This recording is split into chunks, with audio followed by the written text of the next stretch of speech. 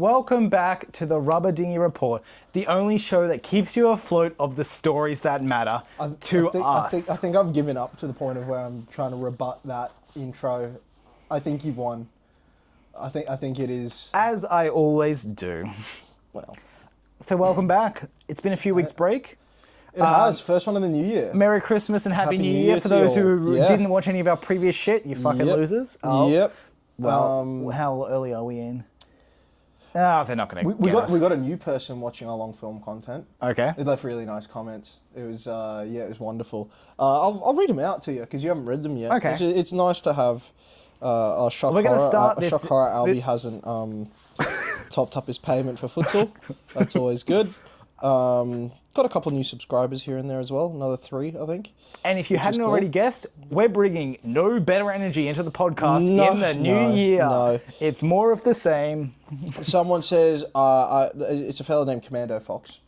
Shout out Commando Fox. Yeah, I don't remember. If they use their like Instagram, I might be able to remember them from, but apparently they came from Sydney. They said, I got book 1 and 2 at this event. It was great to see what, this is on this Becoming Author Sydney, so you weren't there for that. Mm-hmm. It was great to see what the series is all about and give it a go. Fascinating character work and makes me think a lot, which, I mean, that's cool, right? It means... That's a win, yeah. Well, it means, like, the stuff under the surface of the fights and the action, like, all the stuff that I've, like, that I suppose we've tried to, like, give it layers, you know? Like, give it layers underneath the surface of action and intensity. I suppose that's working. And he said, as an indie author who just started out, it's been a fascinating watch through the journey of public appearances, which is what we want from the Becoming Author series. Appreciate the comment. Yeah, and then they left another one off the last video. Fucking big ups Commando Fox. They're like, very impressive how the current map is having books come out so frequently. To have 3 planned for this year alone, I wish you the best of luck with it. Like, 3, 4. No, but... The 3's a good number, you know. I agree with Commando Fox. You know, 4 it is quite excessive. I'm taking the reins on the next one, so... we're on track for at least 3. Yes, yeah. At the very least, it'll be 3. Hopefully, it'll be 4. So... I've just looked over, mate. Yeah? How is my Christmas gift to you still just sitting there? I've not had a reason to use it. Yeah, so... anyway, that's just a really cool thing to have. So, and on 2 long-form videos, which... I mean, you can't see it in the video, but... Well, the Christmas present, you gotta watch another, you know. Yeah, watch the last one. Rubber Dinghy Report. Yeah. I almost called it Becoming Authors. Yeah. Oh, shit, guys. Put it in drive. No, let's reverse the start of the podcast. Yeah. No, I'm thinking... How far back do we want? What was that? Did I replace the intro with that? I don't know. No, okay. Can I play...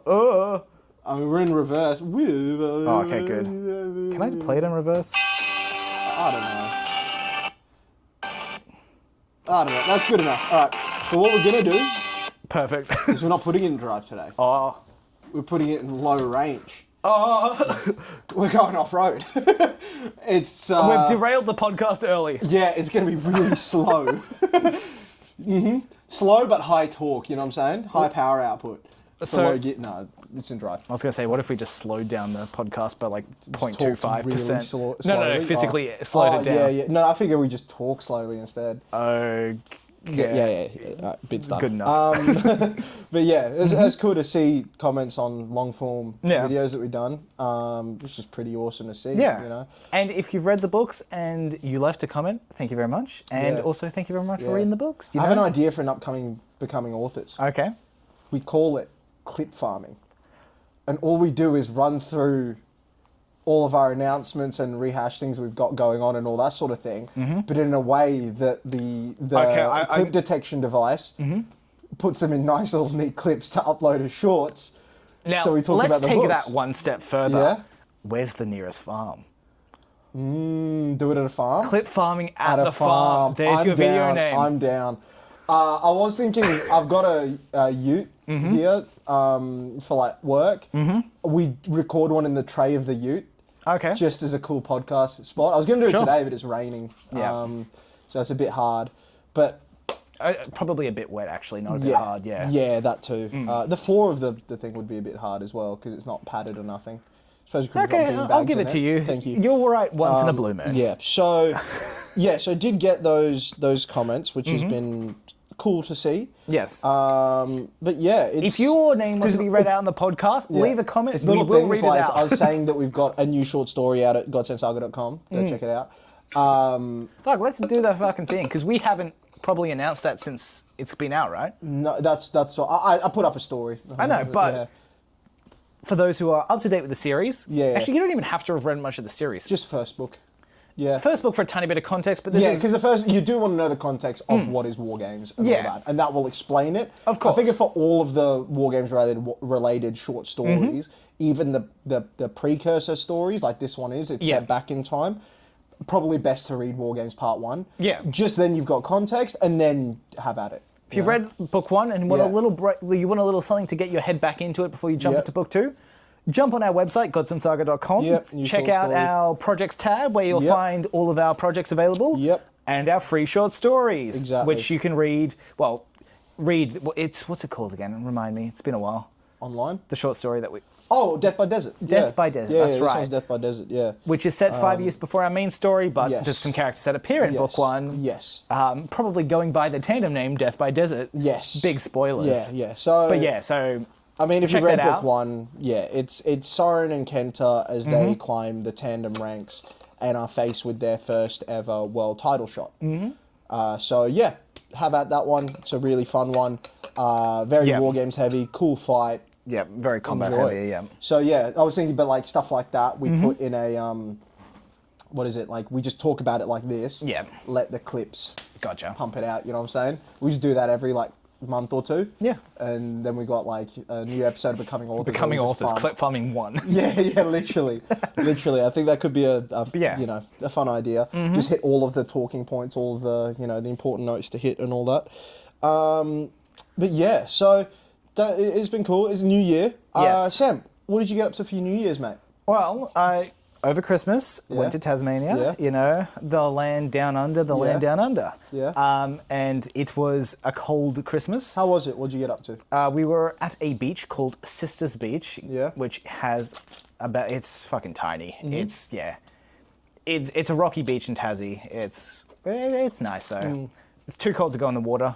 Yeah. I was just legs in. That was about it. Yeah. But you know what was great? Some days windy, so you had a bit of waves. Some days fairly quiet. It's a rocky beach. Oh yeah, skipping rocks. I was skimming rocks like crazy. I bet you were. Yeah. We're just chilling around the place we were staying, and I was just like, I'm gonna go skip some rocks now. Just walk down to the beach. Nice. Chuck some rocks for half an hour. That's mint. That's so mint. It was the best. You know what I have noticed? In this complex out the front, they've got like not gravel, but like stones as like little decorations. All of them are about this thin and like that wide. Perfect. Okay. And dead smooth. All right. As well. I don't know how many we can take before it gets noticed. There's a Shovel lot load. of them. And I think perfect for skipping rocks. Well, you know? a perfect Becoming Authors, grabbing a bucket full of rocks and walking there, filming Honestly, it. we're about due one of those ones. Yeah. But Look at us, planning the future of this year already. Exactly. And then, so that was a good Christmas. Yeah. Nice. And what'd you get up to for New Year's? I mean, the other major thing from Tassie was took the dog to the beach as well. The dog that, my parents look after. Little Martha, fucking border collie who is as autistic as I am. Oh, nice. Yep. That's a strong amount of autism. So much so she's on meds. I'm not. So she might even beat me out. That's a pretty good effort. So I saw an epic movie. So there's a movie that I like called Ong Bak. It's basically classic martial arts type movies that used to come way back in the day, but it's made in Thailand. Okay. And it uses Muay Thai as the central martial art rather than karate or kung fu, which is, as someone that's trained a lot of Muay Thai, that is something very up my street. It was cool seeing like actual fighting in a stylized way. Yeah. And it's a really cool story. It's a great movie, like a really, really good movie. Now, that director made another movie, which I've just become familiar with. Yeah. And it's called Chocolate, right? And tell me this doesn't sound epic. Okay. So it's the same fight choreographer as well. So it's made in Thailand, and it is... Is it, very quickly, is it in Thai? Yeah. Okay. So subtitles. Yeah. So, there's a synopsis. She's sweet but deadly. Right? Zen, an autistic teenage girl with powerful martial arts skills, gets money to pay for her sick mother Zin's treatment by seeking out all the people who owe Zin money and making them pay. That sounds epic. That sounds so epic. That's right up your alley. If the choreography is anywhere near as good as well as it was in Ong Bak, that's going to be like my favourite movie ever, maybe. It's going to be epic. Yeah. Like... That's pretty good. An autistic martial arts girl fighting, like, to repay debts to a sick mother. Mm-hmm. Epic. That sounds pretty cool, though. Yeah, I found that one earlier today. Yeah. In a similar vein, I watched a movie on the plane over to Tassie. Yeah. They had a... No, I just downloaded it. I was going to say, because they don't have TVs on domestic like that. No. Well, it depends which one, but yeah. Perth, yeah. But every other... I've never been Sydney, Melbourne, nothing like that. Oh, it's just on budget anyway. They didn't have it. But it's a relatively-ish popular movie. Yeah. Thursday Murder Club. It's based on a book. It's basically this group of old people solve cold cases at their retirement home. Oh, that's pretty cool. I'm going to add that to the list. And a actual crime occurs, and they have to solve it. Oh, that sounds fun. I'm going to add that. It's just a good time. It's just like these English old people. Thursday Murder... I forget the actors. I mean, the person who played the Mandarin. Thursday Murder Club. Ben Kingsley. Okay, that sounds epic. That sounds pretty good. Pierce Brosnan, Dame Helen Mirren. Okay. Yep. Let me actually look at the cast. It's not like a... Oh, David Tennant's in there, apparently. Tom... What's his name? I didn't see. He's not on there from what I can see. I recognise the first three from the poster, but yeah. He's the actor from Lucifer who played Lucifer. Oh, okay, yeah, I'm familiar. Okay. Tom Ellis, that's his name. Yeah, I'm not familiar. He's not in the main set. He's a cool actor. I like him. But yeah, it's a relatively good time. It's nothing. It's pretty lighthearted. That sounds fun. It was a good one. It was just fun. If I watched movies anymore, I'd watch it. It's just old people solving crimes. That was just good. It's been so long since I watched a movie, like so long. It's got to have been months at this point. Yeah, okay. Which feels kind of like egregious considering I have a letterboxd. Yeah. You know what I'm saying? Like, it doesn't feel right. I should be watching more movies, but I just can't bring myself to, just because work to do. It's inspiration and stuff. No, it definitely is. It definitely isn't. A lot of, little story notes or even, all sorts of little things of, our series I've taken from movies I've loved. It might be the tendencies of a character, or it might be, even something as silly as, a particular set of sunglasses a character wears that we've chosen. Yeah. I saw in a movie and thought that looked great. So movies have been a massive inspiration, right? Or even taking something thematically and then taking it for our story, but changing it around. So maybe there was a dynamic between two characters for a certain reason, but then adapting that general theme and feel and whatever and turning it into fight related. You know what I mean? Yeah. That same twist in terms of character A does this to character B for the sake of this, but in an entirely different context. You know what I mean? So movies I've taken a lot of inspiration for stuff like that. I just can't bring myself to watch any. To take 2.5 hours out of being productive and, actually do something. I'm a big fan of watching movies while doing other shit. Yeah, I can't. I think I'm just too into cinematography and that sort of thing. How beautiful a movie is really means something to me. It does. That's why I'm I got to. You also just pick the movies that aren't as important. But I only like watching movies that. Well, where's the fun in that? Well, I know you're a shit movie connoisseur. I'm less so. I do enjoy a shit movie, and I think one of the ones I want to rewatch the most, as of late, is Godzilla vs Kong. I really want to watch that again. I just can't bring myself to find 2 hours to sit down. Yeah. I mean, that's a great thing. Put it on while you're writing and just ignore it until you get to the fun stuff that you want. Yeah. I just want to see Godzilla suplex King Kong again. Of course. It's so hectic. Did we see that one together? No. Oh, we saw, I think the second, the Empire one. The Empire one. Did we see that one together? New Kingdom or something. Yeah. Whatever it was, Yeah, we saw that one together. Yeah. Yeah, that was epic. I was having a great time during that. I was full just cheering, yes! Yeah. I full go chimp brain when I'm watching those. It's fitting. Yeah. They're so much fun. Couldn't tell you a thing about the stories. I just want to see I know the word monarch. I just want to see a big monkey and a big lizard do wrestling moves on each other. That's pretty much the extent of it, you know. If you needed a reason to read the Godsend Saga, imagine big monkeys and big lizards wrestling, but people. So if you're a fan of Godzilla vs. Kong, buy our book. Yeah. And if you're not, buy our book. Yeah.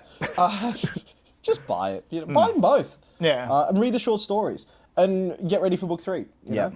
And then back from Shilling, how was your Christmas, mate? What did you get up to? Oh, just family, barbecue at home. Dad made really, really, really epic lamb ribs. They were really nice. Just, hung out with some family. It was honestly a really, really short one compared to usual.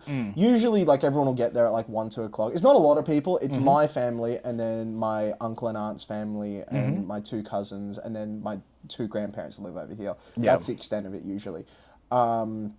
But usually it starts like 2, 3, and then everyone kind of goes home at like 10, 11, 12. We're all wrapped up by like 7:38 this time. Yeah, okay. I think people had places to be and whatnot. So it ended up being a fairly quick one. But yeah, good food. Yeah. Pretty generic chit chat, I guess. Okay. It was cool hanging out. My granddad always is.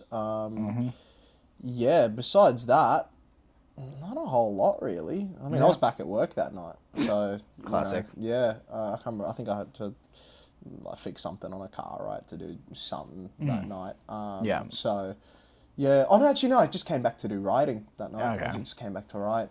I just don't take days off anymore, because I'm like, I really like the sort of role that I'm on, where everything's kind of fresh in my head every day. Yep. And I don't want to have to go back and, like... recheck old notes to make sure I didn't leave any hints and stuff that I was wanting to pick up on later, you know, like, especially now that I'm planning out book 19 of Revolt, like, as in chapter for chapter, like we said before, the series is planned out as to what's going to happen, but I'm breaking it down chapter by chapter and essentially spark notes, so I can make sure we have every detail we want to hit.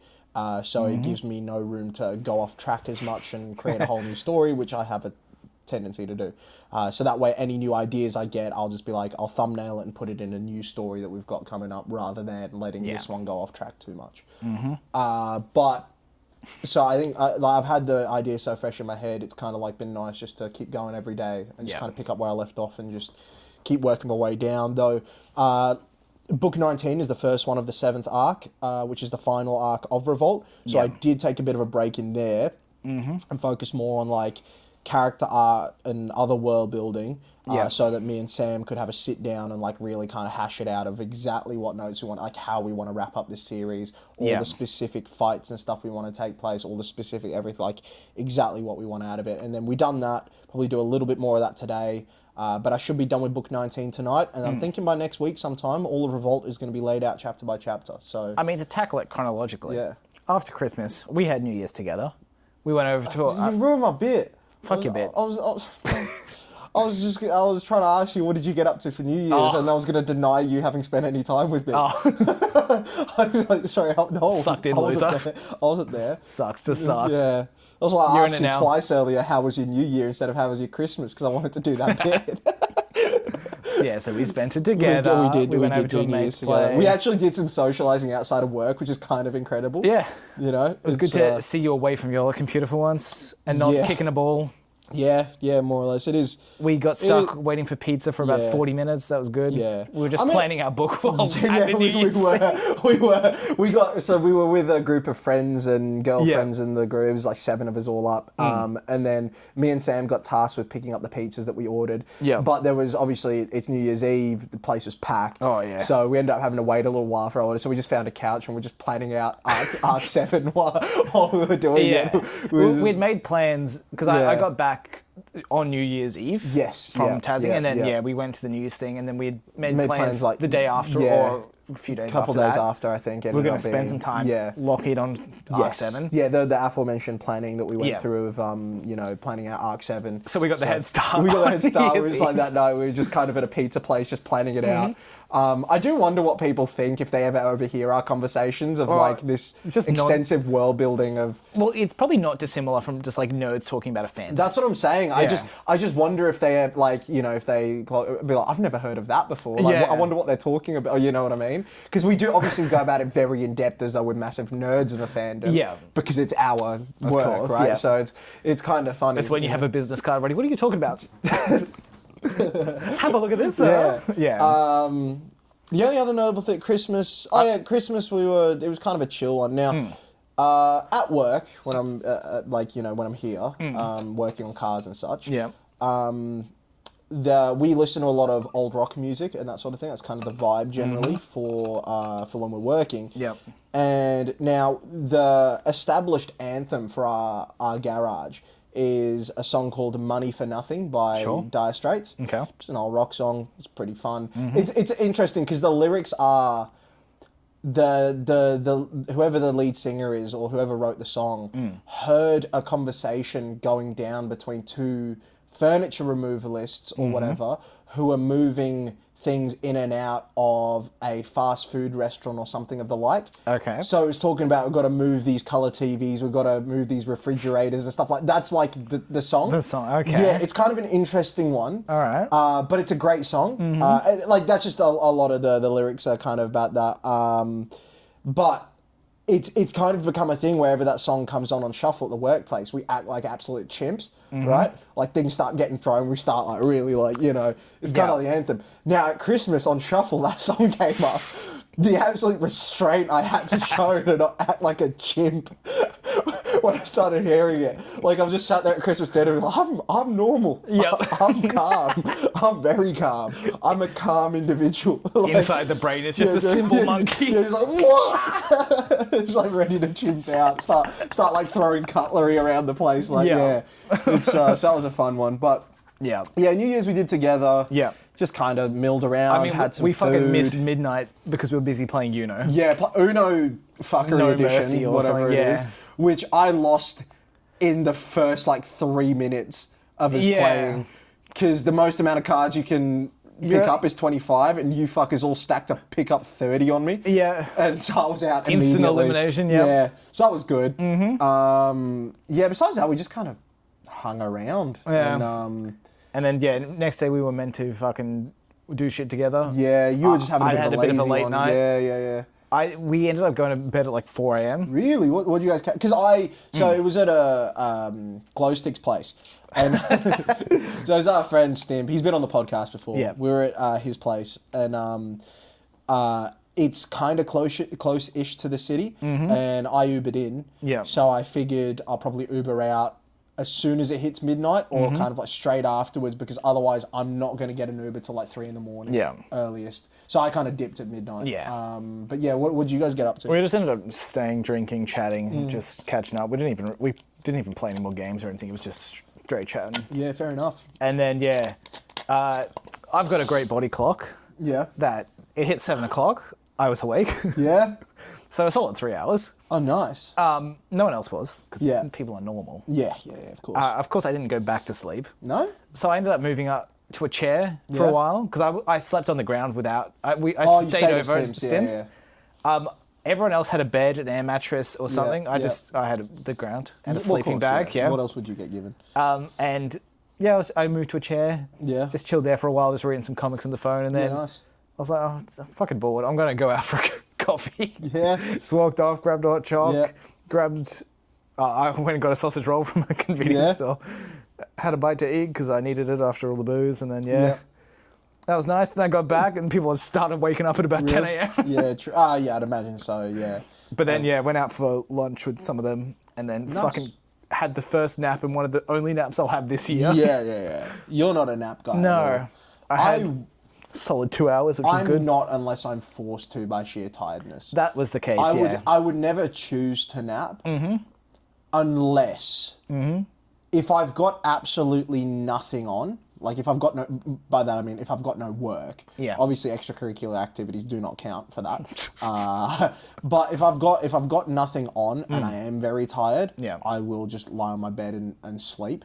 But that could also, if it's later than 5 p.m, that will mean that is just my bedtime. Sleep, But other than that, I try and stick to a stricter regimen of sleep. Yeah. It's if I don't have caffeine in the morning, generally I'll conk out by like 2-3 p.m. and I'll end up snoozing. Yeah, okay.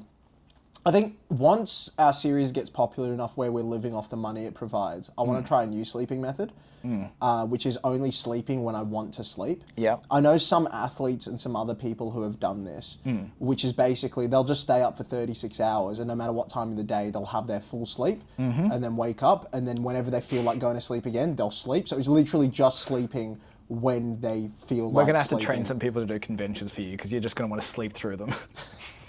No, I'll be there, but obviously I'll have something to do then, you know what I'm saying? Like, but it'll be like, just day to day. You're just lying on the ground of the booth asleep. Like, if I'm operating in such a way where I'm not relied upon in terms of timing or anything, where I'm just working on the project and a few other things, I'd be interested to give that a go. Like, it'll just be a case of if the body clock only wants to sleep for 3 hours, sleep for 3 hours, wake up. If I need to sleep again 10 hours later, I'll sleep again then. If I wait like 48 hours, then I'll sleep again. You know what I mean? I wonder what it'd do to the brain over time. Don't know. No idea. Yeah. So I know some athletes that used to do it. Yeah, okay. Tennis players specifically, like professional ones. I mean, you were the prince of tennis. And so I'd be interested to give it a try because I do enjoy living on my own time. It's my favourite thing. Of course. I hate having like a set time to do things because until that thing is done, I can't like relax. You know what I mean? Like say if we have a futsal game at 7 p.m. I'm not. Speaking of, we're probably good. Yep. Yeah. I'm not totally relaxed until futsal's done. Yeah. Okay. Because I always know I've got that thing to do. Like I like having that. It's why I never set myself like a gym time or whatever, because I just, when I feel like doing it, then I'll go do it. Yeah, okay. Otherwise, that's like me. Obviously, you have to have a lot of money and be in control of your time a lot to actually live like that. Yeah, but that would be my most ideal state of living because it's so much nicer. Yeah. That's why living on my own really is good. Yeah. Because like, it just throws me off being around other people of like, waiting around for this or you got to do this later or whatever. I'm like, no, I'll do it when I want to do it. I think that was because Viv, my partner, didn't have a car for a while and didn't have a license. Yeah. And I would really struggle with that. Yeah, I'm pretty sure you would. Yeah, I would. It was, very much I had to keep I'm eye on already clock. like that because I have to pick up scruff for work. I hate it. I hate it so much. Just make him bus. Well, he does his driving test this week. Yeah, okay. But unless we have a lot of work, I just won't bring him over because I just cannot be bothered doing the drive. Yeah. I'm like, no, I don't want to factor that in as well. I don't want to have an extra thing that I've got to go do or whatever, Just the amount of hours I wasted, just waiting. Driving plus the wait, it added up. Yeah, no, I'm sure it did. But yeah, I get what you mean by that at least. Yeah, I'm just not a fan of that. But look, it's not as if it bothers me or whatever. It's just for example, it's my most ideal riding state. Yeah, you know what I'm saying? Where I know I've got nothing else to tend to the day. Like I might still break up that day by going to the gym or going for a walk or whatever. But it's when I felt like doing that thing, rather than if I'm like I've got to go gym today at this time, or if I can't, I don't work properly. You know what I'm saying? Like I don't work as well. I feel like I work better under a schedule. Yeah, but that's the difference. Yeah. I don't. I work better without a schedule, and I often work a lot faster without one. Yeah, okay. Because I can work at my own pace. If I want to, if I'm not feeling it and I want to watch YouTube videos for like an hour, because I'm just like not really locked in, I can, and there's nothing stopping me. And then I like lock in double hard afterwards because I've got that out of my system. You know what I'm saying? Okay. It's kind of like that. Whereas if I've got a 4-hour window and I can't lock in because for that same reason. It feels I can't like go and do something else for a bit because then I'm taking away from the allotted time. You get what I'm saying? Yeah, okay. Yeah, so I work better when I don't have a schedule. Like when I can just work at my own pace, own time, and I often work a lot faster and get a lot more done. Yeah. It's even little things like the reason I work so much better on evenings is because I know I there's no more like chance of a delivery to my door from like Ozpost. Yeah. If I know at any point there could be like a knock on the door, I can't work as well. Yeah, okay. Because You know? you always have that back in your mind. Like, I'm going to have to get up, go broken. downstairs and get my, whatever. Yeah, I okay. work so much better once I know I can just settle in and nothing's waiting on me, Okay. But yeah, it's kind of how I found is the best way of working. But yeah. So, Jumping back to chronology. Yeah. We didn't end up planning with you the day after New Year's, obviously. We had a day after that where you were busy doing stuff. And then we fucking locked in with about... Was I working? Probably. I think it was family. You went over to Seldom or something. Did I? I might have done. Whatever it was. I don't know. Then, yeah, we locked in for solid 6 hours, I feel like it was. something like that, yeah. Just planned a very exciting Arc 7, so get keen for that. Yeah, really good stuff. Yeah, it's going to be very different from book 1. Oh, yeah, it's evolved Obviously, so much. Yeah. it's going to, but just... It's a very different You'll story. be able to tell some of the ramp-up we're doing between books, just with the 2 we have available. Oh, yeah. Yeah. That over 21 books is, some good Very shit. much so. And look, there's going to be definitely books where you guys feel there's a dip in this or a raise in this or whatever. It's the nature of a long story, but everything that we do is for a reason and it's worth it, Like if there is a slower book at like 15, it's to make 16 more exciting, Like it's... There's, in Wheel of Time, Yeah. there's 3 books that are considered just the boring books. Yeah. But I feel like that's assume gotta it'd happen. be... Sorry? I feel like that's got to hold. I'm just going to message Mum. She's calling. How dare you ruin the podcast? Yep. Sorry, Mum, this is your fault if you're watching. Yeah. You better be watching. No, yes. You better be watching. But yeah, I still enjoy getting through the stuff like that. It's like a lot of people thought of like filler arc, right? In anime, for example. Yeah. Some of them I couldn't handle because I thought they were just poor. Bleach, for example. However, Naruto, I enjoy every single episode because I really love the characters, right? And just spending more time with them is fun. Yeah. Right? And these aren't filler by any means. No. You probably... There are some of you that might enjoy certain books more that other people find slow or find, this, that, or the other. Like, it's going to change depending on who the viewer is. But I feel like me as a reader, as long as the story's progressing in one way or another, even no matter the pace of the progression, I like it. Because it's, I'm spending time with the characters, getting to know them more and whatever, Yeah. So I like a slow burn. Or it's not, I mean, look, each book is going to be pretty balls to the wall with action. It's kind of what the series is. Yeah. It's... Action heavy. Very much so, very much so. So, planning Arc 7, and then I'm going to get into starting edits on Black Hand, which is a Western novel. And then after that, it's back into the writing for me with book 5 of Revolt, book 6 overall. And as to why we didn't record last week, my fault. I was away lollygagging on the sunny coast. Yeah, another holiday. Can you believe it? Just go back and watch all of our podcasts. See how many holidays he goes on and how many I go on. It's outrageous. It's insane how many holidays you go on and how little I do. So it was really nice to go on one for once. Nah, this one was a very last minute. It was not planned. Yeah. I was working while on the holiday for my regular work. At their sunny coast office. Yeah. So that was, although I pulled a sickie the second day because it just worked better. Yeah, fair enough. And got burnt to all hell on one shoulder. You've seen some of the damage. I did see that. That was a rough I'll slightly pull up the shirt. You can see where stuff's you peeled. can still see it, So that's a bit of fun. Yeah. And it continues up and around. Expired sunscreen. Who knew that was a thing? Just don't use it. That's what I do. Well, that's clearly what happened. Yeah, you just don't need to use it, Just cop it. Just sit in the shade. No, how dare I? I'm also... this may shock you. Yeah. As you've met me, and I'm very, calm, and I don't... I can always sit still and always...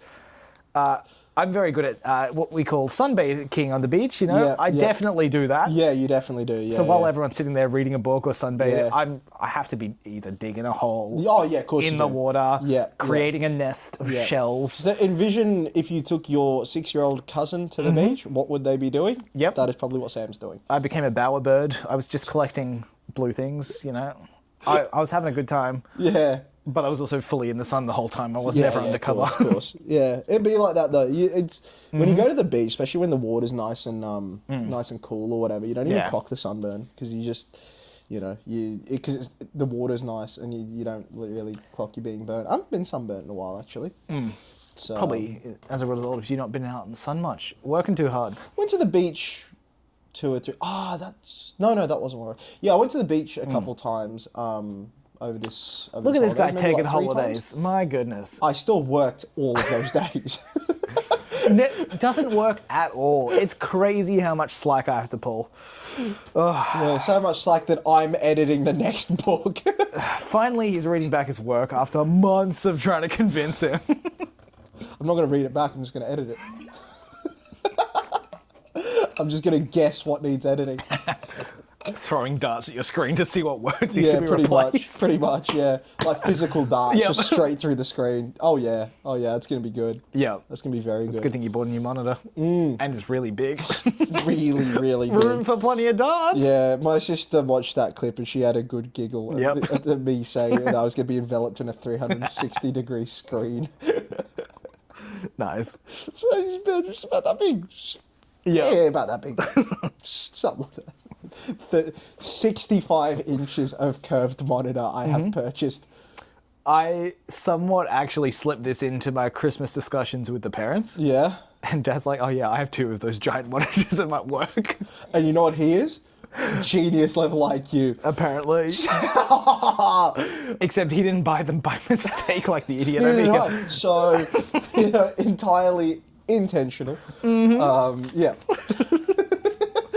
Look, I'm on par with a certified genius, you know?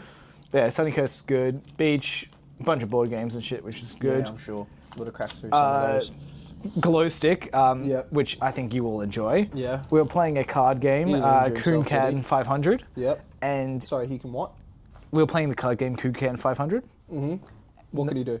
So obviously the point of the game is to get to 500 I was just points. baiting you into saying a slur. I know. Yeah. I mean, I basically said it. You could clip it out of context. Oh, and I will. Just that's the entire clip. 1 second of me saying it. Yeah. How do you feel about salt and vinegar chips? Oh, buddy. Yep. How do you feel about salt and vinegar chips? Aren't you the one baiting yourself here? Well, I was just going to get you to say it as well. I have total comfort saying it. Well, Parker's being a... I can't just say they're good, and then that doesn't do anything for you, mate? Well, I don't know. I'm the one You that want me to say clips. I like? Yeah. I was going to just clip it out of context. Fair enough. I mean, to be honest, you could probably just input all the fucking audio we've got and make AI say any bullshit with our voices. Yeah. I'm gonna AI train you, and just have you say the most heinous shit. I would argue I am already basically an AI you train. Yeah. Well, can I get you to say certain things? With enough programming, yeah. Oh, I'm gonna try. Oh yeah. But yeah, so we're midway through this game, which is just trying to get 500 points. But through rounds, you can get negative points. And Glowstick's partner got some negative points, and he someone laughed and he cracked a smile. Oh yeah. And she didn't take this well, so she socked him the hardest she's ever punched in the ribs. He was complaining about it for the next couple of days. Really? Like absolutely walloped him. Walloped him. On a scale of 1 to how hard it hits you. Harder. Whoa. Yeah. That's crazy. I reckon she could hit as hard as you at times. Like if maybe a weaker side of you. Come on, like but yeah. Oh, that's a pretty. She clocked him real fucking good in the ribs. Right. What was it, like a little hammer fist or something? No, like spin and hook. Yeah, right. True. So yeah, that was pretty good. Yeah. If it had been Glowstick, he may have been glowing. He might have been. You know, that colour's just changed as we said it, but green. Yeah, clip that properly. Yeah, something like that. But yeah, and then since then we had a day out watching the Brisbane Roar. Yes, we did. It was fun with all the football Obviously boys. the best team of football in the world. Aforementioned Glowstick was there. Mm-hmm. Yeah. That was good. That was a good night out. That was a very funny, good night out. Yeah. Besides me, a lot of drinks were had. Yeah. I got through the night only paying for 1 drink. Really? Yeah. I had like 4 drinks. Yeah, who paid for them? The first one, Stimp shouted me around. Yeah. And then I didn't get a chance to shout him back. Yeah.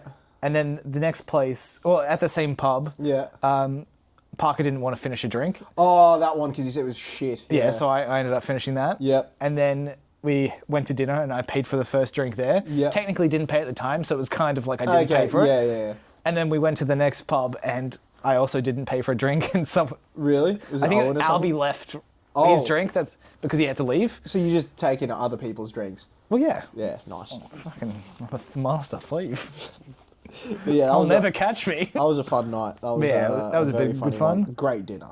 Yeah, It was a good dinner. The raw defense has fallen off. I'll tell you what, there was a player that I was struggling to watch. Number 2. Oh, Yeah, you didn't rate him. I think he was more of an attacking fullback, really. but he couldn't fullback. Yeah. He couldn't do the defending. No, It but was like doing my head sometimes, in. especially in modern football, a lot of there are some fullbacks that are considered some of the best in the world that are defensively atrocious. That's just ridiculous. It's like, but they are very good going forward, and the way so the formational shift.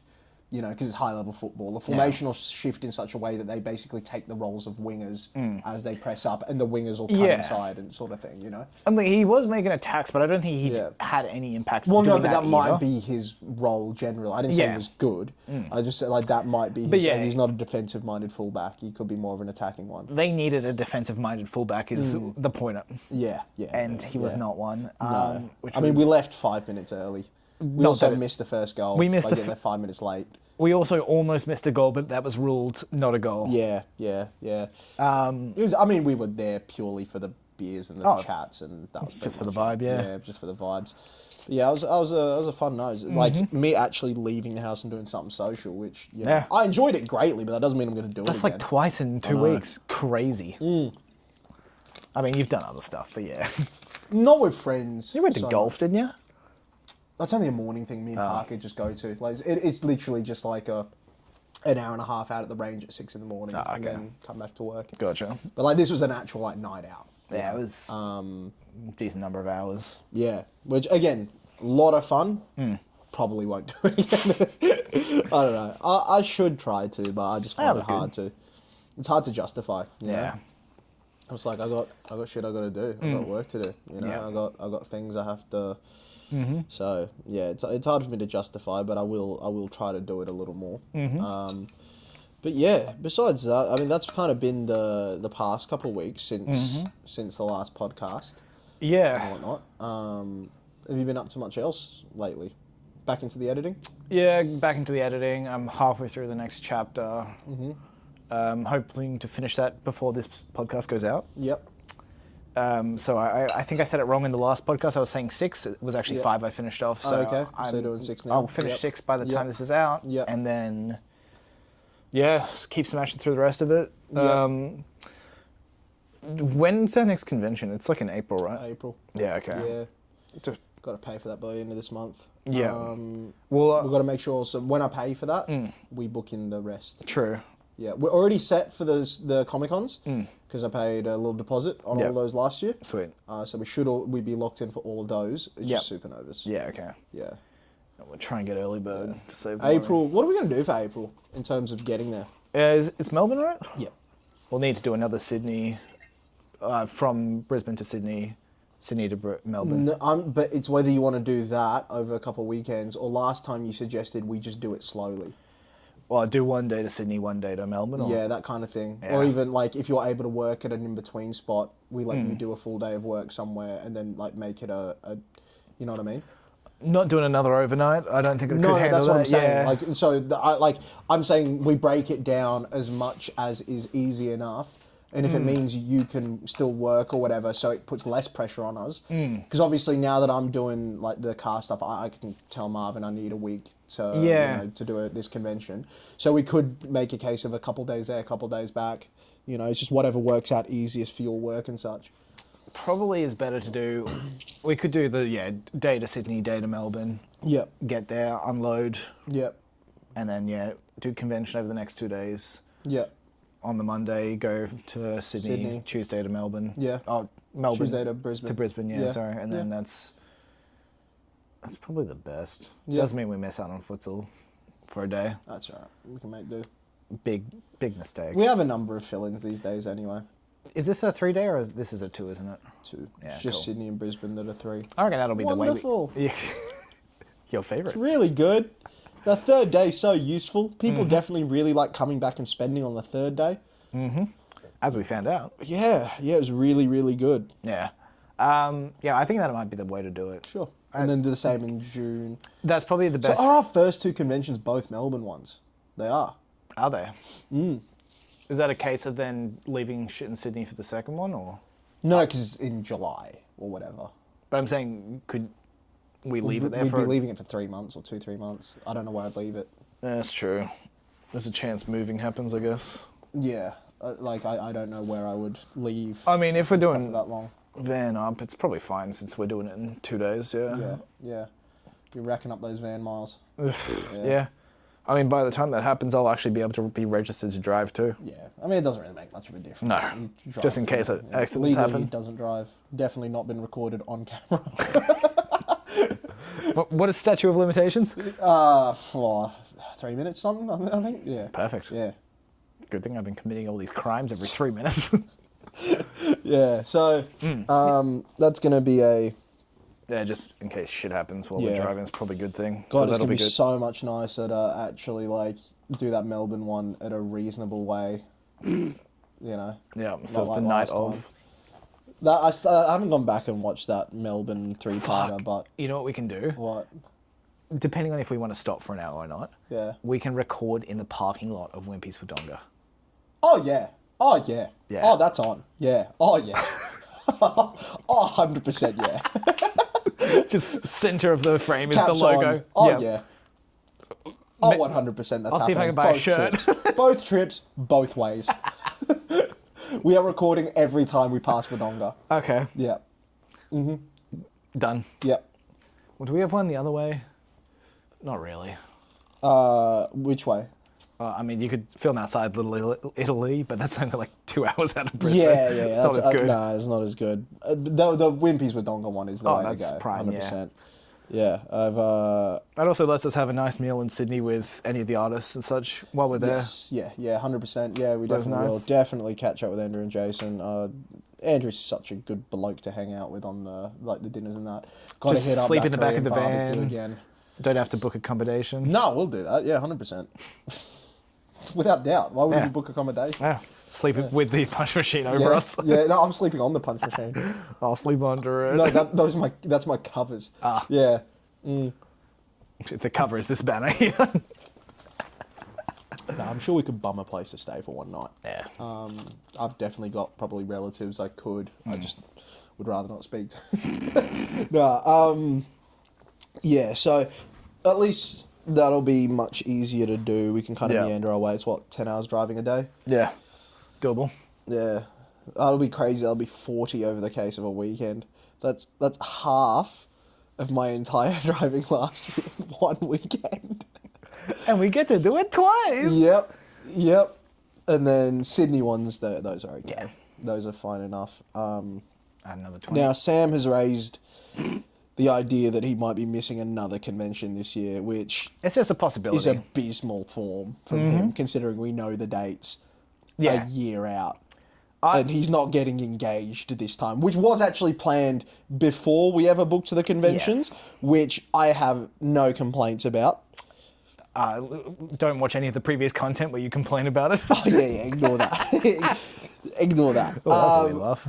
But this time, he wants to do it again. Well, When we know when the dates are. let's not say I want to do it again. You want to do it again. My wonderful fiance wants to travel. Who am I to stop her? 1 week later. Just a singular week. Yeah, no, it depends One on more single week. school schedule for her a bit as well. So it's Pull a sickie for 1 week. Pull a sickie or something for 1 week. You know what I'm I saying? mean, I can, but Pull a sickie. yeah, no, All that, you know. for a full week, a sickie. Yeah, it's Australia, mate. It's what we do. It's heritage. You know? But yeah, there's a chance I'm missing the Brisbane one, which will be the easiest one for me to miss for you. It would be because we can get people in. Yeah. However, I'd rather you didn't. Obviously. Because things just go so much smoother. I mean, a couple of the Pack up at like...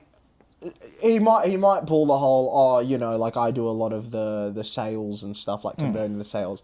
However, logistics-wise, I love everyone that came to help us. Mm-hmm. They are not a patch on Samuel when it comes to setting up, packing up, and any of that sort of logistics-based stuff. Yeah. You are elite compared to all of them. Because I'm not great at it myself. I've noticed. I fucking dilly-dally.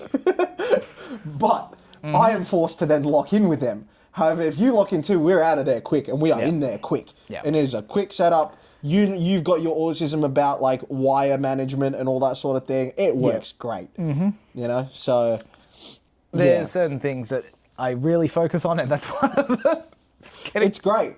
You know, it's great. Also, punch machine and all that. He's he's great at dealing with that and all that sort of thing. So, like, look, I will have help if need be, I'm sure. However, be nice to do a full year of conventions together. What was that? Yeah, fuck you. Yeah, so, I mean, regardless, we'll still be doing 5 together. I'll be at 6 for sure this year. It's most likely I'll be at 6, but there's a chance one of them I will miss. So, yeah. I brought it up early just to warn you, give you a chance to prepare. Would you be able to organise the holiday you're going on with a lobotomy? You're giving her the lobotomy? Yeah. Just a thought. Just for consideration, you know what I'm saying? You know, all signs are saying she could still. Just the quality of that holiday may drop and encourage me not to do. Or she can't put a limit on your silly spending and activities. Or she comes a lemur from Madagascar. Lobotomy. Oh yeah, well that's such a. Okay, you often pull deep references and cuts that only we would understand. It's not even one You've I gone understand. a step further because this isn't even one you understand. It's good. You're welcome, listeners. Yeah. This is a deep cut bit. However, I mean, look, at the very least, we're doing Melbourne and stuff together. Absolutely. I'm so keen to hit up Third Wave Barbecue again. I'll have to try it for the first time. No, you didn't eat, did you? It was me and Viv. Remember I ordered as Uber Eats? Oh, The yeah, second no, day? That's right, because Viv and I went to dinner with my parents first. Mm-hmm. So I'd already eaten, yeah. Yeah. But but I'm so keen to eat that again. Both times. I'm having it at least 6 times this year. There is a place in Melbourne that I do like to eat, but that's fine. I'm probably going to eat Third Wave every single time. Yeah. It's just too good. It's too good. And then Sydney, Korean barbecue. I'm going there every single night. We're staying at Wentworth Point. It's like walking distance almost. I'm fine with that, yeah. It's a little more expensive, but it's so worth it. And plus, all those really nice restaurants, like walking distance away. You going to eat both nights for conventions going forward, or? No, so I'm probably just going to eat a little bit. Okay.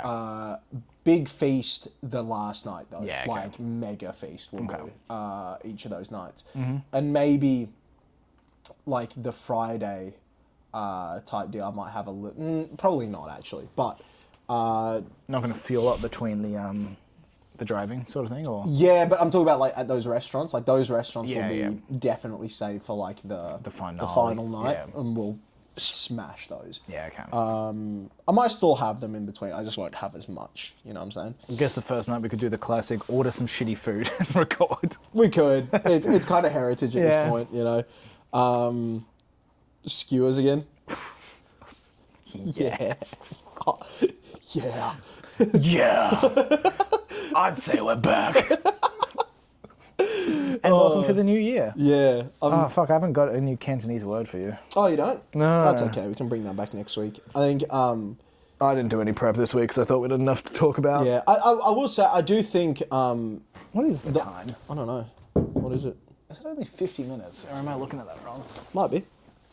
Holy shit, it's only been 53 minutes. I thought it was like 2 hours. No. Check the time, mate. I mean, of course, yeah. Yeah. I do think, like, they are my favourite bit about the conventions, though, is the meals afterwards. Just us struggling to recover from a day. Yeah. Just us, like, very empty voices. Just, like, fresh out the shower, comfortable, and then just massive fucking meal. And just shit banter for the rest of the night. It's good fun. It's my favourite part about the conventions. Those are the bits I look on most fondly. The actual convention themselves, not at all. This is completely off topic, but that's what we do here. Yeah, it is. I was watching a video. Viv sent me a video on Instagram Reels last night. Yep. And it was a man with had gotten a tan from his cap. Yeah. And she was just like, look at the captain. And I just had to hit her with, come on, that's not a pilot. It reminds me of a bit we used to have at school. Anytime any sort of military rank was mentioned, the entire class got in on the bit of saluting, right? So I remember it was in maths. It'd be something like, so for this one, you boys are going to have to use this general equation. We'd all say general equation. It was like, it'd be like, on your test, make sure you keep your answers, make sure, do something like private this, it was a good bit. I don't know where it started or who started it or why the entire class done it. I don't remember. It's a good one, yeah. But it was a good bit. Anything military rank related, it was repeat it and I'm guessing it was mostly those are the two that got hit with, or yeah, there was a couple of them though. I don't think lieutenant got used much. Yeah, that's a hard one to pull out of somewhere. Yeah, I can't remember. There was one or two others which were pretty, but general was the main one. Yeah, which we got used. It was a good bit. It was one of my favourite bits besides using a universal remote to turn off projectors. Such a good bit. Yeah, it is. It is an incredible bit, but. I'm trying to think what other... There's been some book stuff related stuff happen lately, I feel like, in my personal life, but I just can't recall upon it now, I feel like... Oh, I mean... So one of the mates I was at Sunny Coast with, she got a creative writing degree and such. Is this the same one that was at New Year's? Yeah. Oh, so you went Sunny Coast. Yeah, nice. She's here from New Zealand was here for the week. Yeah, okay. She was I was having a chat with her while we were at the beach and stuff. Yeah. And I got to give you some credit for once. So I was just talking about her. This is fucking alarming. Yeah, I know. I was talking to her about if she'd been planning to write any of her own stuff, because she's also quite into fantasy and stuff. So we're talking a bit about that with each other. Yeah. And she was like, I've got all these ideas and stuff where I put notes together and then I just can't get it down onto the page. Yeah. And I got to give you some credit. You getting shit onto a page, don't matter the quality. What? I'm just sticking on. You didn't need to put that backhand in there. I got to hit you with something. I got to humble you a little. Fuck off. Getting it down onto the page being such an important step.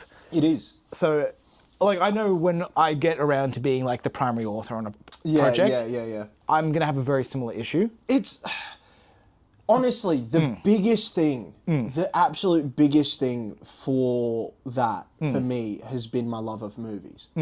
That's what it's been. I think I've always been good at getting ideas onto paper, but it's always movie related because whenever I'm writing, it plays in my head as a movie. Yeah. And it's like I'm creating a transcript as the viewer of what I'm watching unfold. I think... With all the dramatic stuff in there as well, the stuff that I noticed, the stuff that, whatever. That's literally... Or I envision myself in that scenario and just literally, it's a case of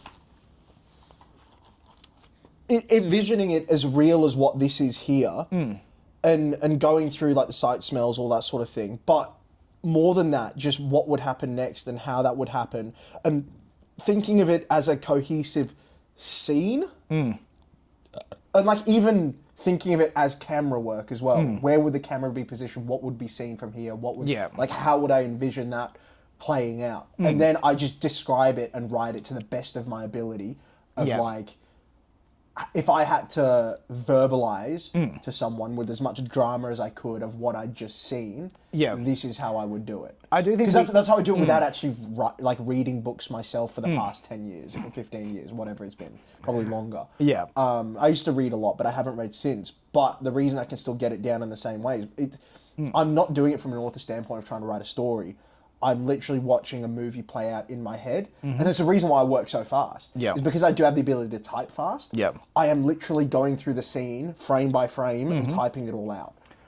I think a potential point that she was saying that she gets caught on, which I'd agree with, is coming up with all the logistics immediately. In terms of... Specifying, having all these hard rules to work to. For example, you got a magic system. Yeah. I feel like with our powers, you've left it quite open, and as you've written, you've sort of decided on how some of the rules work. Yeah. And same with other things that aren't specifically power systems. Yeah. Certain things you've just developed naturally as you write. Yes, and yeah, that's exactly, become the hard rules going forward. Yeah, for sure. Whereas I think in her case specifically, it was a case of having all of those hard rules from the beginning. Yeah. And getting caught on that. It's what I said before. It's Which what I I've said. definitely do. It's what I've Yeah. said before. Where I think stories are organic, and I think writing itself is very much an organic. It's a living, breathing thing. It's not. It's not a system. It's not a. I don't view it as like a. What is it like a? I suppose an equational sort of thing. I view it as something. It's its own life, right? Yeah. So, in doing that, I like to see where things go. I like to sort of set it off on its path and see how it unfolds from there. Watch it grow, sort of thing. Yeah, basically watch it grow, because when I write each of the characters, right, it's a very character-driven story. I look at it through the lens of how would that person act in this situation. Now that might change the story going forward. Yeah. Because I might put a character in a situation, and I would go, the next logical step is for them to do this. And then I'll just go with it. That's it. That's what it is, right? Yeah. I don't try to confine myself in by this is what has to happen, Yeah. so to speak. And even in the planning, the spark notes, I know that's to not let me get off track, but in doing that, all this is doing is it's not setting rules for me. Yeah.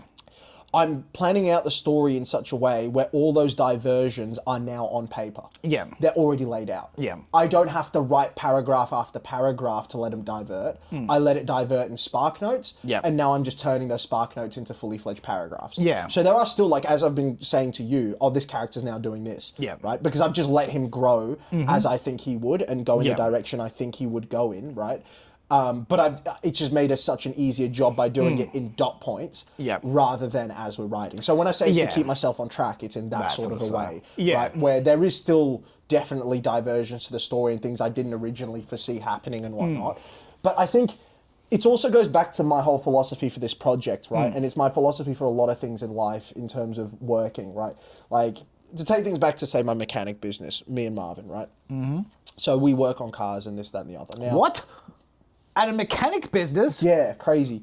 Now, we are people. The way we phrase it is, we're about it. Not a lot of people are actually about it, right? A lot of people have ideas. Yeah. A lot of people have this, right? But they don't do anything, right? Yeah. Now, me and Marvin, we said we wanted to set up a workshop. Within the week, we'd already started the foundations. We bought a hoist. We did this. We did that. Yeah. Now, we then started doing stuff, and we had another friend at the time who was like, oh, I'd love to do that too. I'd love to do that as well. And he's like, oh, I'm going to do some research and market this and like figure out this and research that. What's the best this? What's the best that? Yeah. Now, in the time it took him to do all that sort of stuff, we'd already like gotten in like, 10 clients. Because we're about it. We just get it done, right? Yes, it might not be perfect, but he now is in a position where he's still not got anything done. Like, months later, he still wants to do this, wants to do that, but you're still left in the research stage. It's like, you've got nothing to show for it. And it was the same when we were going with this project, where I was like, yes, it might not be perfect, right? But there's something there which we can then develop. Yeah. Now, if you gave me 2 years to plan book one, right? If you gave me 2 years to do that, I promise you right now, if I was starting the thing from scratch, book one would look very different. Of course, to how it, even plot-wise, it would look very, characters, it would look wildly different to what it did 2 years ago. Now, the way I like to do rules with story writing, I don't set the rules ahead of me, I set the rules behind me. I'll write something, once it's written, that's it, it's locked, those are my rules going forward. Yeah. Everything for the future is open. I don't want to set myself rules for what's to come. You know what I'm saying? Yeah. Like, in terms of power structures, this, that, the other, the reason I keep it light is because once it's written, it's locked in. Yeah. And I'll lock things in as I go along. But I'd rather get it on paper first and actually, like, write it out, rather than have this fully fleshed out, perfect thing, and then try to stick by it and write myself into corners. I think there's been parts of that where you've obviously got a lot more of the ideas in your head about this than I do. It's your baby. I'm nurturing it. You're the stepmother. Yeah. Yes. Yeah. I'm the mother who stepped up. By the way, just a thing, one time me and Sam, when we used to go climbing a fair bit, we had the idea of both getting matching T-shirts that says "I'm not the stepfather, I'm the father that stepped up," and wearing them at the same time as each other, just because. Yeah, it's just a good bit. But, going back to a bit no one else knows about. No. You're welcome. Just quite funny. Yeah. So, we've had I'll be reading the story, and I obviously have I don't want to say more analytical, but more. No, of course. Okay, well then let's go. No. I would say you have a more. Analytical's a word to use, but I think you have a more structured sort of brain, a more mathematical, you can still be creatively mathematical. Do you get what I mean? Yeah. It's very, I don't want, you can say formulaic like it's a bad thing, but it's not always a bad thing. No. It can be a very good thing, but you have a little bit more of a formulaic brain. Yeah. I have a lot more of a let's see where things, things sort of grow and thing. And again, it goes back to, it's the reason why I find it so much easier to get things down on paper. Yeah. Because I don't feel like, I feel like you'd spend a lot more time making sure the starting point is perfect and this thing is perfect. Yeah. Whereas I'm a lot more here's what I want to go. All right, this is down. It's good enough. Yeah. Cool. Now, how do I make this so much better going forward? All right, that was better. Now, how do I make this next one so much better going forward, right? Yeah. Whereas you would want that same level of quality from book one. You know what I'm saying? Yep. Which is why it's easier for me to get things down on paper. Yeah. It's not to say that it's not good work. It might not be perfect work. And again, if you gave me book one to do, I'm sure I could do a much better job. I mean, right? Even the book one we have isn't perfect work. No. We've got mistakes that have been picked up post-release. But in terms of the story and the characters and that, even though it's not exactly how I would want it to be, that set the ground rules to give me direction going forward. It's allowed me to create so much cooler shit going forward and at a faster pace. Because I've gone from your framework where you're writing and stuff, and I read certain things, and I might not necessarily read it right, but I read it a certain way and go, okay, I'm a human who's going to take this to the extreme. How can I fuck up the magic system basically with what this is? And I'll bring that to you, and we usually have the discussion and come up with an answer, which probably we could deliberate for hours on, but we just say something and that's what we go with going forward. Yeah, and I think, what was I going to say? Give me a second. What were we just talking about? It was about the storytelling, make sure it's perfect. Oh man, it was. I mean, while you think, I'm because one of the major things I'm looking for in the editing is any plot holes. Yeah. We're probably still going to have some plot holes, but I want to make sure that what's written actually is going to matter and that it's not going to cause issues for us later. Yeah. Which is why this planning is useful, because then we're going through it and I can go, okay, what's this going to cause and stuff like that. Hopefully it comes back to me, but just an adjacent point. I think it's why it annoys me when so many projects get left in the developmental stage. So many do. Think about how many people have an idea. Yeah. How many people have come to us and been like, oh, I wanted to write, but I had an idea for this. It's like, okay, but where is it? Like where is it? Creative purgatory. Yeah, literally.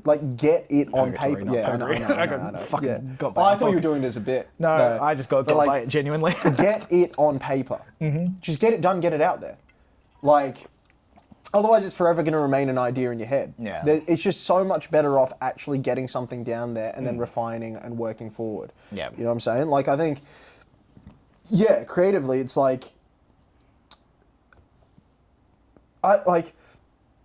this story has grown and twisted and changed as it's gone on. Yep. Very much so. And it will continue to do so, right? But it's I think a lot of people, I think that's why I've been so confident on it, is I do think I have a bit of a knack or a talent for writing books. Not in the sense of, other people would have better world building things and stuff like that than me, sure, right?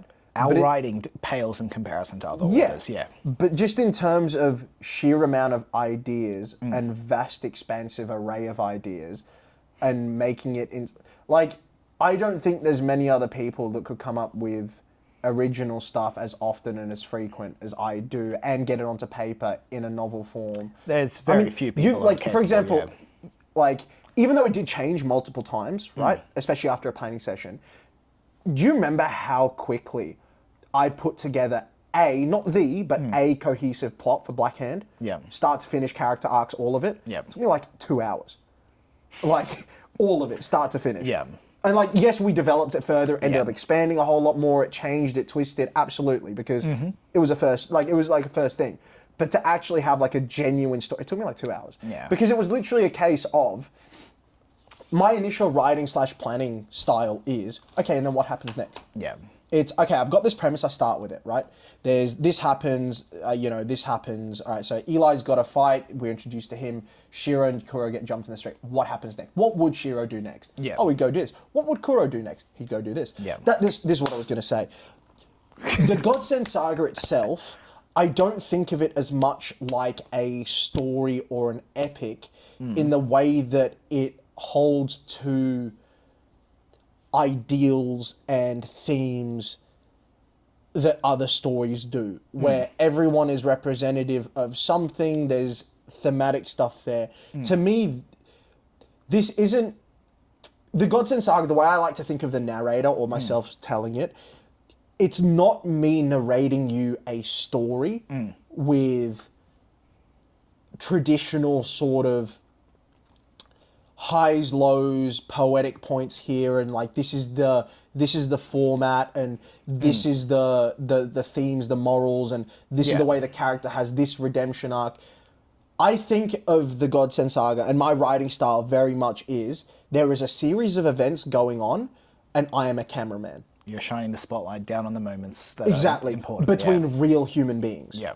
Not these fantasy characters that are noble like this or like this or like that. Like, I mean, if you read the first 2 books, you'll see it already, but you'll see it as a lot more start to go on. Eli is someone that will be both loved and hated. And not because of traditional sort of ways, but it's because he's human. He might be morally incorruptible in some stances, but also a piece of shit in others. Yeah. And not in a way that's poetic, in a way that's human. Yep. Because people are contradictions. I want to examine the contradictions in people without giving law reasons or like, you know what I mean? Without giving like reasons as to why. Because it's not my, like, I don't look at it like, I've got to write Eli in such a way that those contradictions make sense because of his back. Sometimes people do things that don't make sense. Yeah. That's fine. I'm not here to write Eli like that. In my head, the way I like to... Eli's already like that. Yeah. I am just recording him. Yeah. What would he do next? Where is he going next? How would he react to this? After he's been told this news, what would he then go and do? Yeah. What would, based on how well I know him. Yeah. So that's why I don't think of our story as much as a...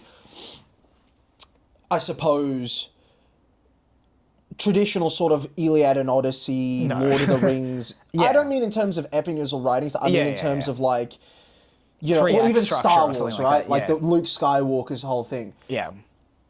Like incorruptible. I'm not saying I'm writing shades of grey because we do have heroes and villains and that sort of stuff. Absolutely, right? But it's more I'm shining light on real people, not upon crafted fantastical sort of idealistic people. I would also say though, to like more probably the credit of my mate. Yeah. Her ideas are like our idea is very urban modern fantasy. No, of course, her I'm guessing a lot more fantastical, a lot more which I just think that gives us a head start for making things easy. We can build on the history that already exists. 100%. It's going to be very interesting going forward, where we do have that more fantastical series that we've got planned, where it is going to be more... We don't have as much ground to base this on. We do have some things we're grounding it based on, but it's not really something that exists. So it's going to be interesting when we get to that side of things. Yeah. I think I think it will. I think just in general... Also, we've got to stop this. All right, bye. We'll float you later.